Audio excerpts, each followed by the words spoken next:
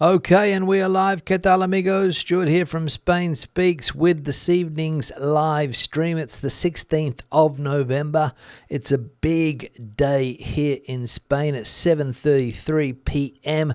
and a big day because Pedro Sanchez has got over the line again and will be in power for maximum another 4 years, minimum, don't know. So we'll wait and see what happens. And as we can see here, get straight into the news today. You guys know the routine here. And the first piece of news is that Sanchez is sworn in as Prime Minister with an absolute majority, and a period of total polarization begins. 4 months after the general elections, the leader of the PSOE, Pedro Sanchez, has been sworn in as President of the government in the first vote by an absolute majority, thanks to the 179 votes of the PSOE, Sumar, ERC, Junts, EH Bildu, PNV, BNG and CC, Coalición Canaria, which make up the new investiture bloc that is more than diverse in a Congress of Deputies that is divided into two very opposing halves. So there we go. Two very opposing halves. Spain polarized at the moment. The right-wing side of politics up in arms, and the left cruising through, managing to get the support of the parties there. They're not all on the left side of politics. For example, Junts is not on the left side of politics, Mr. Puigdemont's party, and also in the Basque Country, the PNV is not a left-wing party. They are conservative right-wing parties, but they decided to get in on the act with Mr. Sanchez and support him. So as we can see from this next piece of news, it's not going to be easy because Pedro Sanchez is PM again with the daily threat of Puigdemont and with the public outcry against amnesty. 179 votes in favour, 171 against, and no abstentions. Pedro Sanchez has been sworn in as the President of the government with the support of the absolute majority of MPs and three more. The seats of the PSOE, we saw that before, have once again opened the doors to La Moncloa, the presidential palace, if you like, with 4 years ahead of him that already looked difficult, subject to the demands of all of them, and especially of the Catalan independence movement, which yesterday wielding its essential votes, warned him against the temptation to play with luck. And if you're wondering how a fugitive from Spanish justice can hold the key to power in this country, then you're a smarter person than I am, because I've got no idea. But here people just accept it as normal. Some people, the others don't. They go out into the streets and complain. But Mr. Sanchez managing to get all of those different political parties on board, hence assuring him another possible 4 years. But as we saw from that article, it might be 6 months if Mr. Puigdemont plays hardball. So we'll see. Next piece of news here, and this is a sign of what's going on here in Spain. It is that 4 Socialist MPs claim they were attacked and had eggs thrown at them as they left a cafe. A group of Socialist MPs were attacked early on Thursday morning as they were leaving the cafeteria where they were having breakfast in the vicinity of the Congress, according to socialist sources. The deputies have received threats and have had eggs and a cup thrown at them, these sources add. Those affected are 4 PSOE deputies, the Basques Daniel Senderos and Maria Luisa Garcia, the Valencian Vicente Sarriá, and the Aragonese Herminio Rufino Sancho. Sancho, elected for Teruel, was hit in the head by an egg, according to the Heraldo de Aragon, and has confirmed to El País by police and socialist sources. So in a cafeteria today, or coming out of the cafeteria, eggs thrown at these politicians by people that are irate with the amnesty deal that that political party has done. So people obviously saw them go into a coffee shop, waited outside, and when they came out, pelted them with eggs. So things are starting to heat up, but as long as it's eggs that are being thrown, I'm not all that worried. Next piece of news here. And good news for people looking for a change in the 90-day limit, and it is that Brits to receive a major Brexit boost as Spain joins France in calling for axe to 90-day limit. Britons are set to enjoy new travel freedoms as Spain is set to join France in axing a post-Brexit 90-day visit limit. Under the current Schengen area plans, non-EU citizens, including Britons, are only able to stay in their holiday homes for 90 in every 180 days. However, new plans outlined by the Spanish government plan to axe the rule as they admit the limit is having a negative impact on the economy.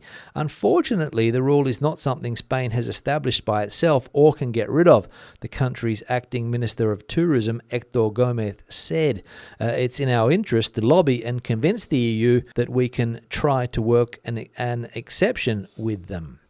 So there we go. So some positive news there, and the positive news there is that Spain has joined with France. So they're not a lone voice. I think in the past, or leading up to this piece of news, Spain was a fairly solitary voice. But France has also realised that maybe we should let the Brits pop over for more than 90 days and have them spend those pounds here rather than being stuck in the UK for longer than some people would like. So we'll see if both countries together, two of the biggest populated countries in the European Union, of course. I think France has a little bit more weight, but now that Spain is in the presidency, I think, of the European Union, things could start to move positively for people that do have property in either France or Spain or Italy or Portugal or wherever you have property from in the UK. And if you're from the UK, you have property in one of those countries, you might be able to stay a little bit longer. So we'll see if this idea actually does progress and become a thing. We'll see. And the final piece of news here, and thanks to Patrick that sent this article or brought this article to my attention, and it is that Malaga will fine stag and hen parties with sex toys or attire with genitals up to €750 to fine. As of today, Thursday, and by virtue of the recent publication in the official gazette of the province of the Ordinance for the Guarantee of Citizen Coexistence and Protection of Urban Space in the city of Malaga, try and say that after a few pints, the local police of the capital of the Costa del Sol have the authority to impose fines on those who transgress the established rules of coexistence. This ordinance will penalise activities that have become frequent and annoying, both for the residents of the centre part of Malaga and for the catering establishments. And anybody who has coincided with a stag or hen party, I think in Australia we call them bucks parties, but obviously in other places stag parties, and you see people walking around with genitals, plastic genitals on their head, or people walking around with blow-up dolls and things like that. Well, that is going to come to an end in Malaga because people are fed up with it, sick and tired of it. So we'll see how this one plays out, and if other popular party areas in Spain, whether it be the south of Tenerife, Benidorm, other parts of Catalonia, Ibiza, Mallorca, also follow Malaga and prohibit this type of thing. We'll see. Comment section now. First one today is from Gary. Very little coverage of Spanish politics. Maybe Tucker Carlson, that is, wanted to highlight how far politicians would go in bringing back criminals to gain a majority. And another comment here also from Lipo. I love Tucker Carlson. He's just right about everything. So Tucker getting a little bit of love in the comment section in recent times. Got a little bit of hate there as well. I think people seem to be divided when it comes to Mr. Carlson. But as we know, he was in Spain earlier this week, I think, maybe at the weekend, Sunday. Not sure exactly when he was, but he was brought over apparently by Vox, Santiago Abascal and company in order to bring attention to this problem that there is in Spain for that side of politics. Because remember that on the left side of politics, everything's rosy, but on the right, the country is in turmoil. So depending on which side of the political fence you sit, that would be your opinion on the matter, I would think. And Mr. Carlson, as we saw in one of those comments there, trying to bring more attention to the perceived problem here in Spain. And we'll see if it happens, because as we know, Tucker has quite a lot of supporters on Twitter or X as it's called nowadays. Another one here from Lipo. We saw that one. This one here from User. I don't believe that 90% of any population agrees on anything. We saw this the other day because it said that 90% of the Spanish population doesn't trust politics, I think it was. Can't remember exactly, or whether it was the media or politics. Not sure. They've lost faith in politics here in Spain. And this person here pointing out that perhaps 90% of the population doesn't agree on anything nowadays. And it does seem to be the fact that we're living in a very polarized world, divided world, not only here in Spain. Spain's been divided for a long time. You only have to go back to years to realise just how divided the country was back then. They tried to bring it together, but some people would say that it hasn't been all that successful, and we see a lot of division in other countries around the world nowadays. Not naming names, but we know which countries I'm talking about. Another one here from Richard. Well, that's an amazing array of news, but it's clear that Spain politicians have crossed the line of democracy. We have to ask the question: how long can a politician go to stay? How low, can a politician go to stay in power? Has Spain the ability to rise above this level and restore the true spirit of fairness? I do hope so, says Richard. Yeah, some people would argue this also, Richard, that Mr. Sanchez has sold the country out to people that don't even want to be part of Spain. Historically, that's what they've shown. I mean, they had a referendum in 2017. They wanted to split. The Basques have been wanting to split for a long time. And now Mr. Sanchez getting all of these people together. And some people would argue that he has reached a new low. But we'll see how it plays out, as I said, over the next 6 months, year and a half, 2, 3. Don't know how long he's going to be there for. But 4 years, I don't know, with that motley crew of political parties that are supporting him. Don't know. Jay, in Denmark, there is also a church tax. Now, this was something that was brought up the other day also, that there are church taxes in various countries. Germany was the one that was highlighted the other day. I think Paul Gerard pointed that out. Somebody else also said that it is a fact that Germany has a church tax, and Denmark also. Here in Spain, it's not a direct tax, I don't think, but when you do your income tax return, as I mentioned the other day, there's a box that you have to deliberately untick, otherwise part of your return will go to the Catholic Church. And every year around July, when that tax money starts to roll in, the church is like this. Thank you very much. Thank you very much. Another one here from Stephen. As one of the many pioneers of cricket in Spain, the Pakistanis started arriving in numbers shortly after 2000. Cricket suffered a hard start as the government did not recognise cricket as a proper sport, as it had not been a full sport in the Olympics. The first game was played in the port of Bilbao around 1793, probably 2 crews of British ships. Interesting information here from Stephen.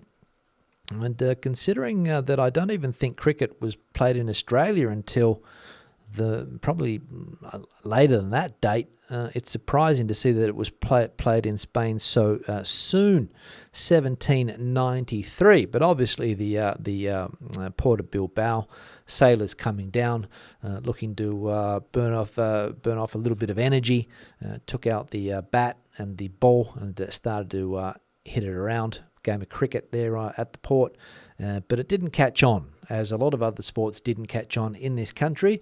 They are minority sports. Cricket is, I don't even think you would call it a minority sport, because the numbers would be very, very small.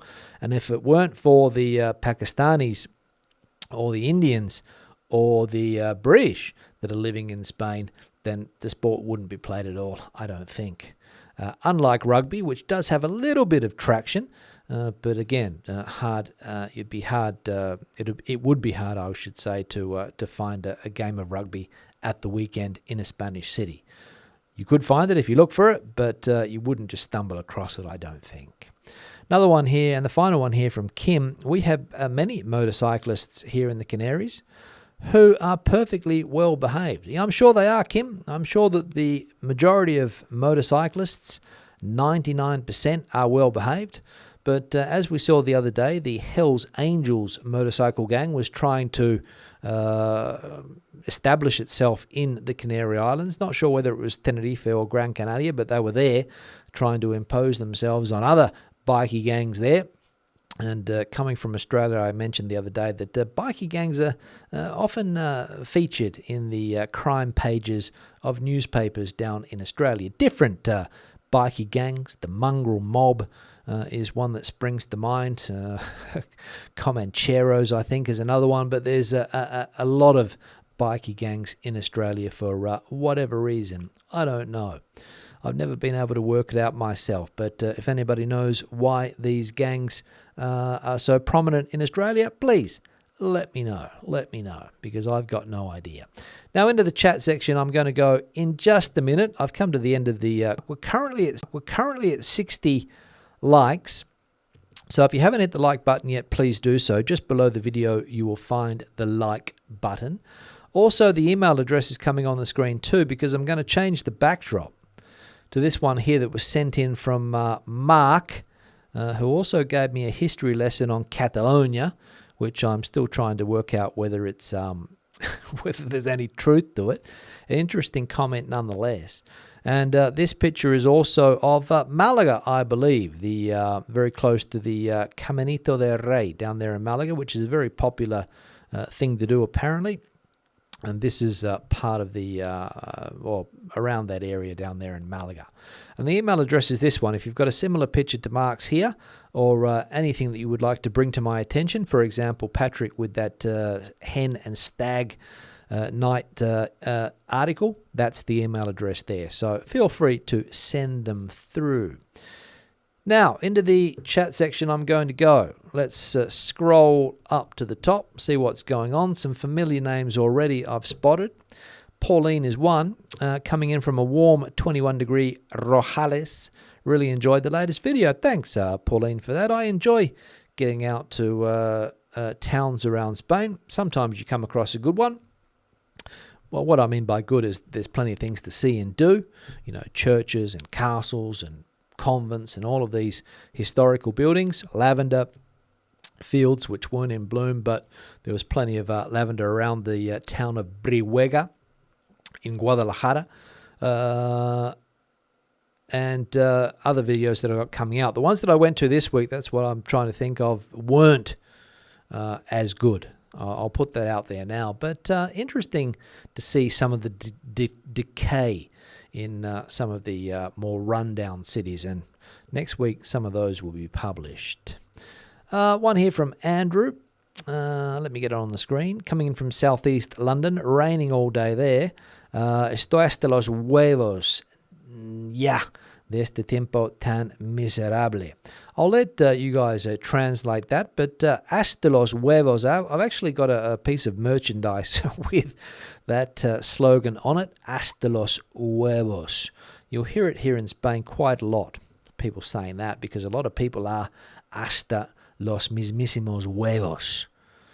Paul Gerard coming in. Good morning to you all. Watching from my nice warm living room, 32 degrees Celsius, and an emoji there as well. Good to see you, Paul. James coming in with Kathy from a grey Worcester, grey but grey. Wood burner lit and a glass of wine in hand, which is how it should be at this time of the evening, right? In Worcester, what is it? Nearly close to 7. John coming in from not sure where, but I imagine the UK. Looking forward to the next presentation. Thanks, John, from that. Philip coming in from a rainy Sussex. If Spain unilaterally changes its rule to 180 days, would that mean that we would have an extra 90 days to travel around Schengen? Or would it just make it more difficult for us to control? Not sure, but these things are on the table. So I imagine that it's going to be a thing that if Spain and Spain and France put forward a petition to change it, I imagine that most European countries would come on board, right? It makes sense. You wouldn't just have two islands there. Portugal would come on board as well. I'm sure that Italy would come on board because, let's be honest, people in the United Kingdom spend a lot of money on the continent, and the more time they're here, the more money they spend. Got a neighbour doing renovation work, so if the noise comes through, I apologise. Ross coming in from a warm Valencia, 23. Not as warm, but I wouldn't complain with 23, Ross. I wouldn't complain. Amanda coming in from Shropshire, fire going there, and vino in hand also. Good to see. High flyer John coming in from a cold and damp southeast London. Can't wait to get back to Spanish weather. All the best. I hope you get back soon, John. Richard also coming in from a damp and cold North Yorkshire. In a town near our house in Spain called Coin in English, Coin in Spanish. The hottest ever November temperature was recorded on Tuesday, 33 degrees. Yeah, I saw that in the paper. The average, I think, in Andalusia was 30 in November. Unusual. Jimbo, our sports correspondent, coming in with the cricket result. World Cup cricket, Australia won by 3 wickets and play the final on Sunday against India in India. So I'll be putting money on that one for Australia to win. Not me. Sani coming in from Basingstoke, also in England. Janet not able to join us today because she's in her clase de español. A lo mejor podemos hablar un poquito de español aquí, Janet, para que te quedes aquí. En vez de ir a tu clase, te quedes aquí con nosotros aprendiendo español. Paul saying that, did you know that after football, cricket is the most popular sport in the world? That is true, Paul. But if you take India out of that, it wouldn't be the most popular sport, let's be honest. India, because of the size of the population, cricket fanatics, most of them, and that boosts the numbers. So it's really difficult to say. I think if you look at football, soccer football, the scope of or the range of countries in which it's played, you can't compare. I mean, yeah, cricket, there are a few teams in the World Cup. Afghanistan, what was another one? The Netherlands were in the World Cup. The West Indies surprisingly weren't there, but you don't get much of a Canadian representation. You don't get a US representation. The Mexican cricket team, as far as I know, doesn't even have a pitch to play on. Argentina, Venezuela, not getting much out of that.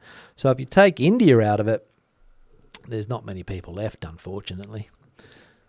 Because I like cricket. Killian coming in from Dublin. Been a while since here, but enjoying the small town tours. Thanks, Killian, for that. Glad to see you're enjoying them. Barbara coming in from the Playa Flamenca. Hello, Barbara. Mugga coming in from El Campello. Good to see you, Mugga. Stephen coming in from a freezing North London. Cold there. Freezing, to be exact. Elena coming in. Just what Spain needs. More polarization, which probably means that, like here in the United States, USA stalemate and not a lot getting done. Where are the citizens represented and benefit? That's the question, isn't it, Elena?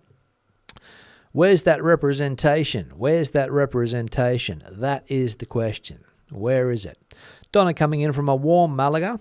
No more hen and stag nights down there with those obscene objects, Donna. Not sure if people are happy with that or not. Alberto, beware of purchasing properties in Spain as the ocupas are emboldened and it's very likely squatting will increase in Spain. There we go, a warning from Alberto. Be wary of purchasing properties because of the ocupas. Well, I don't know whether that's true, Alberto, but you can have your say. Tony coming in from a chilly and damp Ashford, UK. What else? Joe coming in from Lanzarote, where it was hot the other day down there. 40 something, I think Joe mentioned, in the garden. Dave coming in from the Bulgarian mountains, back in Barcelona for my next 90-day stint soon. There we go. Bulgaria, then Spain again. Kev, well, at least I know who my Prime Minister will be in 2024, given the turbulent state of UK parties. Who knows what will happen here? Can't wait to get out of the UK. Well, probably a good chance that former Prime Minister Mr. Cameron will give it another crack. Right? He's back in the Parliament now, or back on the front bench. Surprising. Let's have a look. Alberto also chipping in here with, if anything, British people should visit countries where property rights are similar to what they are accustomed. Spain is a disaster. So Alberto trying to warn people off buying property here. I don't think it'll work, Alberto, because the sun is the most important thing for a lot of people. And in the south of Europe, yeah, I think a lot of governments work in the same way, unfortunately. But it's where the sun is, right? What else? Let's have a look. Don't know what that is about. France's current proposal here, says Philip, is to do something outside Schengen, only applicable in France and property owners. It wouldn't... okay, there we go. So if you own property, but again, what do you have, a special passport or special residence card? Maybe. Yeah, it could be done. Thanks, Philip, for pointing that out. And the Spanish idea probably is similar. Dave, coming in from the exciting city of Madrid. We were down by Moncloa this afternoon. No sign of Tucker Carlson. No, he's probably gone back. He was probably only popped in for a day. Had some patatas bravas and then went back to where he comes from. Not sure where that is, but somewhere in the States. What else we got going on? Let's have a look. Renan coming in from LA. United States. Good to see you, Renan. What else? Let's have a look. Let me scroll down. Lena's coming in from Sarasota, Florida. When will the government exist for the citizens rather than the politicians? I think we saw that in your previous comment there, Elena, but thanks again. What else? Jimbo with another sport update. The World Cup 2026 qualifiers. Australia won 7-0 against who? I don't know, Jimbo. You might want to consider adding more info. What else? Let's have a look.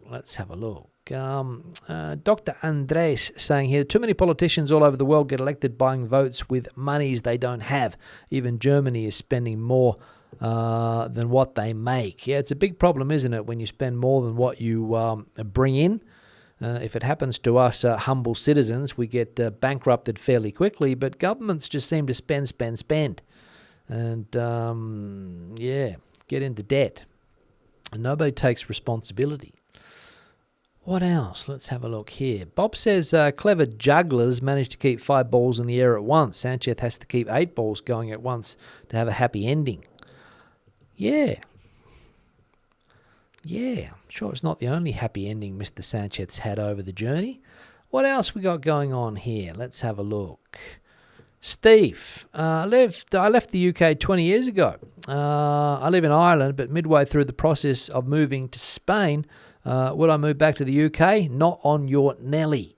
There's a good expression for people to learn. Not on your Nelly. What else? Let's have a look. Nerve is saying that the 90-day rule thingy would be be only for those who have homes in Spain. There we go. Or would it be for the rest of us who got lumbered in 2016? Well, I think we saw that before there, Nerve.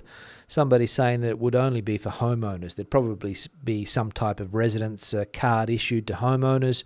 Prove you've got a property, get a special residency, which allows you to stay for 180 days. 6 months. Because if you stay longer, you've got to pay tax. Alan keeps missing the live streams, but usually catches up before bedtime. I hope we're well. Thanks, Alan, for that. Good to see you back. What else? Kenny saying, please, Spain, let us Brits back in. I just want to enjoy the heat and ride my scooter in peace. There we go. Kenny just wants to be able to ride his scooter in peace. Rich coming in from a warm Santa Eulalia, Ibiza, I think that is, was shocked how many homeless people asking for food or money there were in Ibiza town yesterday. You think of the money on the island. It's an issue, right? Homeless. Absolutely. What else? Let's have a look. I'm missing a few because people have already... I'm trying to get to the bottom because people have already had a mention. So I won't mention every conversation that I see. Kim saying that the UK is a political basket case. The Spanish election is tame compared to the political shenanigans over there. There we go. But same party's been in power in the UK for quite a while now. Alan's super chat. Thank you very much. £10 £10. Have a drink on me. Thank you very much, Alan. I will do. I'll buy a bottle for that, for a tenner. Get a decent drop for a tenner here. El Conquistador saying, keep the walking videos coming. I've been to a couple of towns in your videos. Very cool. Thanks, El Conquistador. Also likes to visit these places. Philip coming in from a cold London. Seems to be cold in England. That is true. That is true. Alma coming in from Benihoffa. 20 degrees there this evening with Simon coming in. Alma and Simon. And let's have a look. Last one that I can see here from somebody. Shaniol. Hello. Hello. Good to see you, Shaniol. Hope you are enjoying your day. Now, that's the end of the comment section. I'm going to, the chat section, sorry. I'm going to wrap this live stream up. I'll be back again on Sunday evening. Possibly another video coming out tomorrow or the day after. Maybe both. Don't know. I'll see how I go on the editing suite. But until then, hasta luego, hasta entonces, buenas noches, adios, bye-bye.